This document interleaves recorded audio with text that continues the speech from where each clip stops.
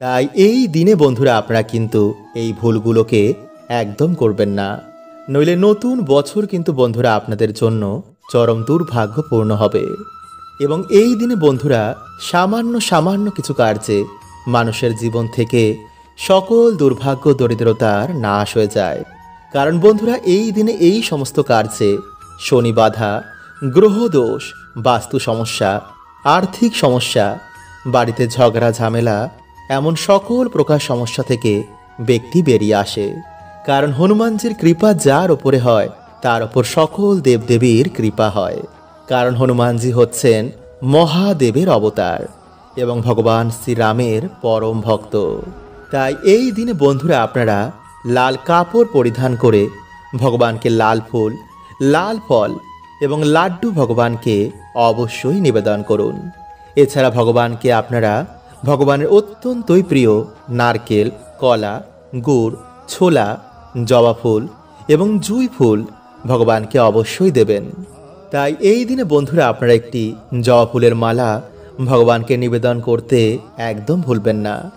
এবং সব থেকে বন্ধুরা গুরুত্বপূর্ণ হচ্ছে আপনারা এই দিনে হনুমানজির মন্দিরে গিয়ে একটি প্রদীপ জ্বালাতে কিন্তু একদম ভুলবেন না। এবং যদি বন্ধুরা আপনাদের কোনো মনোবাসনা থাকে বা যদি আপনাদের কোনো শত্রু আপনাদের খুবই বিরক্ত করছে, তো এই দিনে বন্ধুরা আপনারা 11টি বট পাতা বা 11টি অশ্বত্থ পাতাতে আপনারা লাল চন্দন ও জুঁই ফুলের তেল দিয়ে রাম সীতা বা জয় শ্রীরাম লিখে হনুমানজিকে অর্পণ করে নিজের মনোবাসনা বললে তা অবশ্যই পূর্ণ হয়ে যায়। এছাড়া এই দিনে বন্ধুরা হনুমানজির চরণে সিঁদুর এবং পান পাতা অর্পণ করলে মানুষের সকল মনোবাসনা হনুমানজি পূর্ণ করে দেন।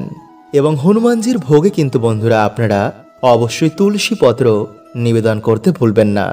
কিন্তু ভুলেও তুলসী পত্র আপনারা হনুমানজির চরণে দেবেন না, এতে কিন্তু ঘোর দুর্ভাগ্য নেমে আসে। নাম্বার 2, বন্ধুরা এই দিনে সকালে ঘুম থেকে উঠিয়ে আপনারা রাম নাম নিতে একদম ভুলবেন না। কারণ যার মুখে রাম নাম আছে তার সাথে হনুমানজি নিজে রয়েছেন। তাই সকালে ঘুম থেকে উঠিয়ে আপনারা এই মন্ত্রটি বলতে একদম ভুলবেন না। আর তা হচ্ছে রমন্তে সর্বত্র ইতি রাম শ্রীরামচন্দ্রায় নমঃ। এবং এরপর বন্ধুরা আপনারা যখন হনুমানজির মন্দিরে যাবেন তখন হনুমান চল্লিশা বা রামায়ণের সুন্দর কাণ্ড বা হনুমানজির এই মন্ত্রটি আপনারা সেখানে অবশ্যই জপ করবেন। আর তা হচ্ছে বন্ধুরা ওম ভ্রম হনুমান শ্রীরাম দূতায় নমঃ। এইভাবেই বন্ধুরা আপনারা এই মন্ত্রটি সেখানে জপ করবেন। বা যারা এই দিনে মন্দিরে যেতে পারবেন না তারা বাড়িতে বসেই কিন্তু এই মন্ত্রটি অবশ্যই জপ করবেন। নাম্বার 3, বন্ধুরা এই দিনে শনি বাধা ও মঙ্গল বাধা দূর করতে বাড়িতে হনুমানজির নামের একটি প্রদীপ অবশ্যই ধরাবেন এবং তারপরই আপনারা বাড়িতে এই মন্ত্রটি জপ করবেন। এছাড়া বন্ধুরা এই দিনে হনুমানজির নামে কুকুর, গরু, হনুমান বা পিঁপড়েকে মানে এমন অসহায় জীবজন্তুকে কিছু খাদ্য খাওয়ালে হনুমানজি অত্যন্তই প্রসন্ন হন এবং সেই ব্যক্তিকে তিনি সমস্ত রকম বাধা বিপত্তি থেকে সারা জীবন রক্ষা করেন। এবং কোনো রকমের আপনারা আমিষ, পেঁয়াজ, রসুন, মদ্যপান, নেশাভান, হিংসা, পরনিন্দা, ঝগড়া ঝামেলা এই সমস্ত কোনো রকমের বাজে কার্য কিন্তু একদম করবেন না। কারণ বন্ধুরা এই দিনে এই সমস্ত কার্যে দেবতারা অত্যন্তই রুষ্ট হয়ে যান। ফলে সেই ব্যক্তির জীবনে, সেই ব্যক্তির পরিবারে নানা রকম সমস্যা নেমে আসে। আর যেহেতু বন্ধুরা এই দিনে বছরের শেষ পূর্ণিমা তিথি পড়েছে, তাই এই দিনে আপনারা অবশ্যই বাড়িতে মা লক্ষ্মী ও ভগবান বিষ্ণুর আশীর্বাদ নিতে ভুলবেন না। তাই সন্ধেবেলায় আপনারা তুলসী মঞ্চে একটি প্রদীপ নিবেদন করে মা তুলসী দেবীকে জল অবশ্যই নিবেদন করুন। এতে আপনাদের সকল দুর্ভাগ্য সেই দিন নাশ হয়ে যাবে। তাই এই সময়ের মধ্যেই কিন্তু বন্ধুরা যে কার্যগুলি আপনাদের বলবো তা করার চেষ্টা করবেন। এবং বন্ধুরা এই দিনে আপনারা কিন্তু নদীতে স্নান, দান এবং পুণ্য এই কাজগুলি করার অবশ্যই চেষ্টা করবেন। কারণ এই দিনে এই কাজগুলির মাহাত্ম্য অনেক অনেক গুণ বেশি। মানা হয় এই দিনে কালো তিল কাউকে দান করতে পারলে তা অত্যন্তই শুভ মানা হয়। এছাড়াও এই দিনে পিঁপড়ে, পশু পাখি, গরিব কোনো মানুষদের এই দিনে যদি আমরা কোনো অন্ন দান করতে পারি, তো বন্ধুরা এতে মানুষের দুর্ভাগ্য তো কাটেই এবং আর্থিক ভাগ্য খুলে যায়। তাই এই কাজগুলি বন্ধুরা আপনারা কিন্তু এই দিনে অবশ্যই করার চেষ্টা করুন। বন্ধুরা হিন্দু শাস্ত্র অনুসার এই দিনে বাড়িতে ভগবান সত্যনারায়ণ পুজো বা ভগবান শ্রীকৃষ্ণ রাধা রানীর পুজোর এক বিশেষ মাত্রা রয়েছে।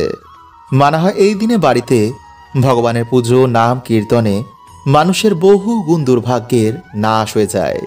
তাই এই দিনে অন্তত আপনারা একটি আসনে বসে ওম নমো নারায়ণের নমঃ এই মন্ত্রটি আপনারা 108 বার জপ করবেন।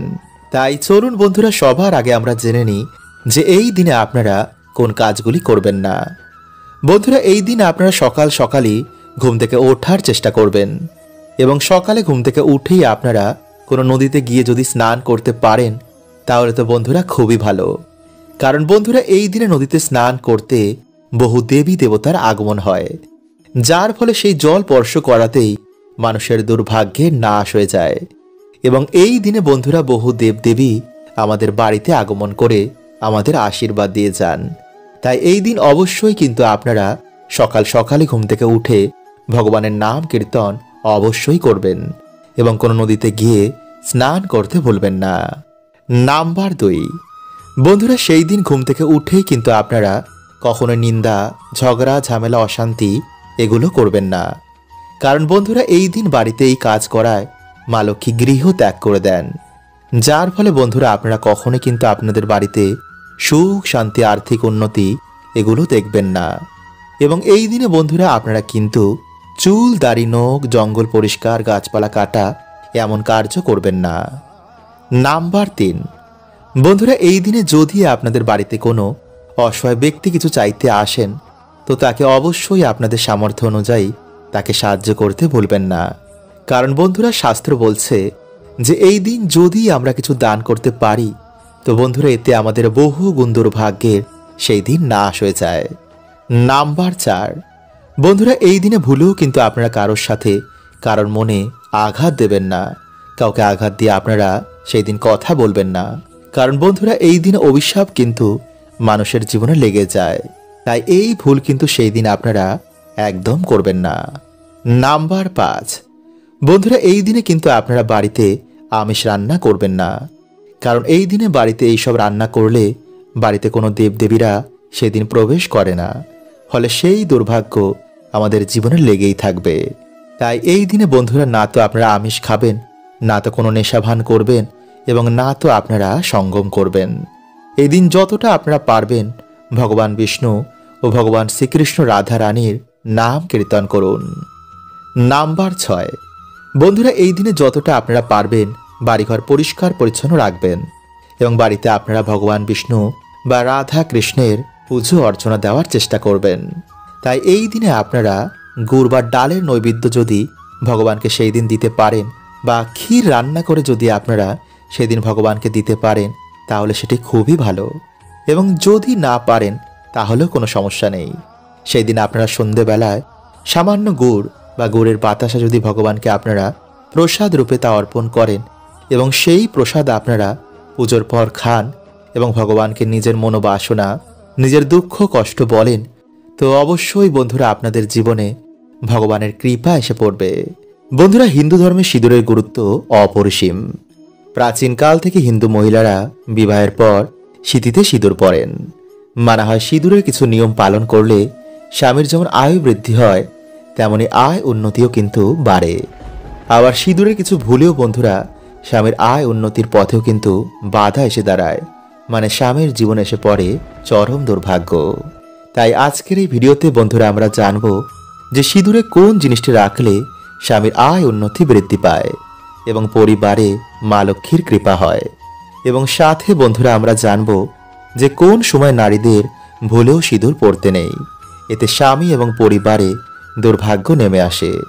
এবং কোন আঙ্গুল দিয়ে সিঁদুর পরা উচিত এবং সিঁদুর পরার মন্ত্র কি।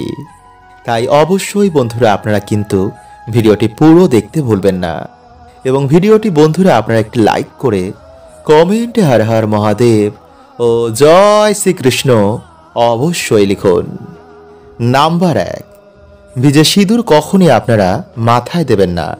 এতে বন্ধুরা ভিজে সিঁদুরের মতন আপনাদের স্বামীর আয় উন্নতিও কিন্তু ধীরে ধীরে ডেবে যাবে। নাম্বার 2, সিঁদুর পরার মন্ত্র। বন্ধুরা বিভিন্ন জায়গায় সিঁদুর দেওয়ার বিভিন্ন মন্ত্র রয়েছে, যেমন কণ্ঠে ওম গোবিন্দায় নমঃ, কপালে ওম কেশবায় নমঃ এবং সিঁথিতে ওম কৃষ্ণায় নমঃ। নাম্বার 3, বন্ধুরা বর্তমানে অনেক নারী সিঁথিতে সিঁদুর দেয় না এবং অনেকে তো ডান দিকে তো কেউ বাঁ দিকে দেয়। কেউ কেউ তো আবার সিঁদুরের জায়গায় অন্য কসমেটিক্স ব্যবহার করেন। কিন্তু বন্ধুরা এমনটা করা কিন্তু মোটেও উচিত নয়, কারণ বন্ধুরা সিঁদুর হচ্ছে মা লক্ষ্মীর প্রতীক। এটি স্বামীর কল্যাণের জন্য, বাড়িতে আয় উন্নতির জন্য, বাড়িতে মা লক্ষ্মীর বসবাসের জন্য আমাদের পরা উচিত। নাম্বার 4, কোনো দ্বিতীয় ব্যক্তির কেনা টাকায় কিন্তু আপনারা সিঁদুর পরবেন না এবং নিজের সিঁদুর আপনারা কারোর সাথে শেয়ার করবেন না। এছাড়া আপনারা কোনো বিধবা মহিলাদের সামনেও কিন্তু সিঁদুর পরবেন না। এতে বন্ধুরা তাদের দুর্ভাগ্য আপনারা না জেনেই আপনাদের জীবনে ডেকে আনবেন। নাম্বার 5, হাত থেকে সিঁদুর পড়ে গেলে আপনারা কি করবেন? বন্ধুরা শাস্ত্র বলছে যে হাত থেকে সিঁদুর পড়ে যাওয়া মোটেও কিন্তু কোনো শুভ সংকেত নয়।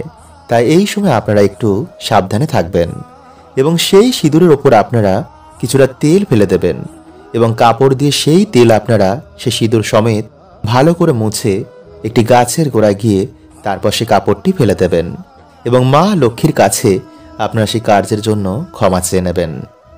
নাম্বার 6, স্বামীর উন্নতির জন্য, বাড়িতে সুখ শান্তি বৃদ্ধির জন্য আপনারা মাতা পার্বতীকে বা মাতা দুর্গাকে কিছুটা সিঁদুর অর্পণ করে সেই সিঁদুর থেকে আপনারা কিছুটা সিঁদুর নিয়ে নিজেদের সিঁদুরে মিশিয়ে সেই সিঁদুর আপনারা স্বামীর কল্যাণের কথা ভেবে আপনারা প্রত্যেক দিন স্বামীর উন্নতির কথা চিন্তা করে ব্যবহার করবেন। এছাড়াও যদি বন্ধুরা আমাদের বাড়িতে কেউ মারা যায়, মানে ওষুধ চলাকালীন সেই সময় বাড়ির মহিলাদের সিঁদুর ব্যবহার করতে নেই এবং তর্জনী আঙ্গুল দিয়ে সিঁদুর পরলে বাড়িতে শান্তি বাড়ে এবং মধ্যমা আঙ্গুল দিয়ে সিঁদুর পরলে স্বামীর আয়ু বৃদ্ধি হয়। তো আজকের মতন বন্ধুরা এতটুকুই, দেখা হবে এর পরের ভিডিওতে। হরে কৃষ্ণা, ওম নমঃ শিবায়।